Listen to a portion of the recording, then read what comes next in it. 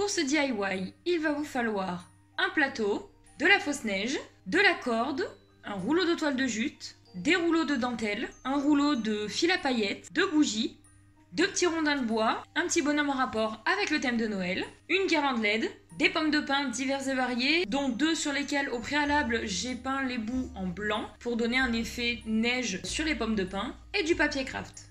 Pour commencer ce DIY, je vais mettre de la fausse neige tout au fond de mon centre de table, sur tout le fond, tout le fond, tout le fond.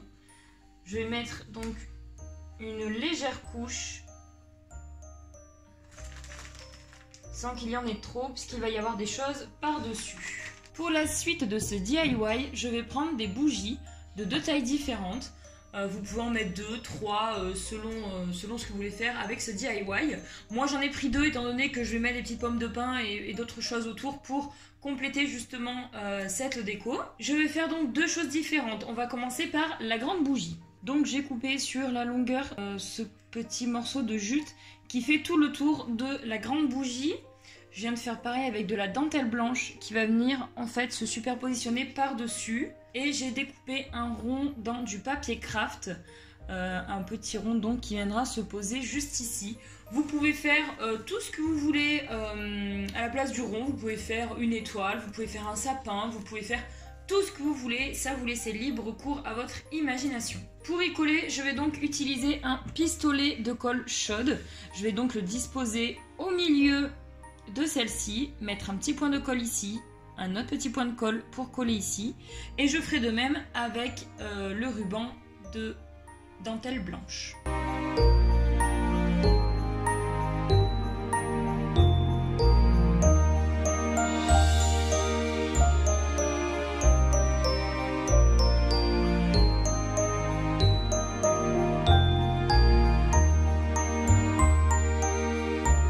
Je vais donc laisser sécher quelques petits instants la colle et juste après donc je mets par dessus, comme je vous ai dit, la dentelle blanche, et je finirai par mettre le point à ce niveau là pour cacher justement le point de colle à chaud.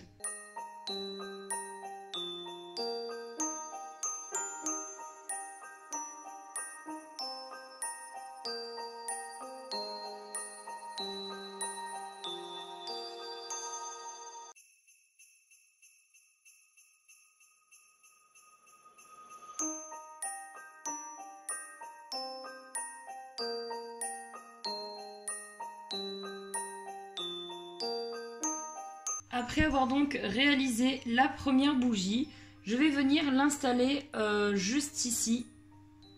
Hop, je vous le rapproche un petit peu. Voilà où est-ce que j'ai déposé ma première bougie.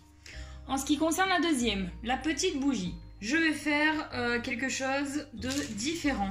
J'ai carrément pris un morceau de corde que j'ai coupé, que je vais enrouler autour, donc sur la même hauteur que la toile de jute. Je vais certainement l'enrouler à peu près ici, au milieu centré, et je vais venir ajouter un petit fil comme ça argenté par-dessus. Je pense que ça peut rendre très très joli et différent de l'autre bougie. Toujours le même principe, je prends le pistolet à colle.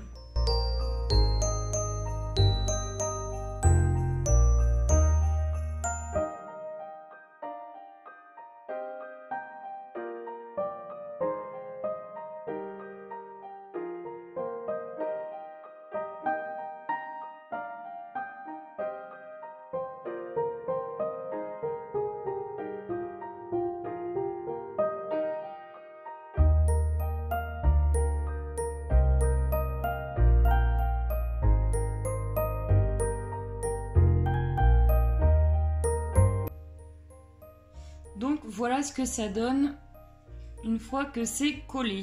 J'ai donc coupé ce petit ruban. Je pense que le résultat va être ultra sympa. Essayez bien évidemment de toujours mettre la colle, voilà, du même côté que vous avez mis la corde, hein, bien évidemment, pour éviter hop, que ça vous fasse à deux endroits où c'est forcément un peu moins joli. Tac. Et on finit par recoller par-dessus. Donc voilà ce que ça donne pour la deuxième bougie. Deuxième bougie que je vais bien évidemment venir installer délicatement juste à côté. Je laisse une petite différence parce que c'est là que vient s'ajouter mon petit bonhomme de Noël, qui est un petit bonhomme que mes parents avaient déjà depuis très longtemps, mais qui est en tout cas dans les couleurs de ce que je veux faire. Donc je vais simplement venir le poser entre les deux bougies. Vous pouvez créer un effet de profondeur en avançant les bougies tout en reculant le petit bonhomme.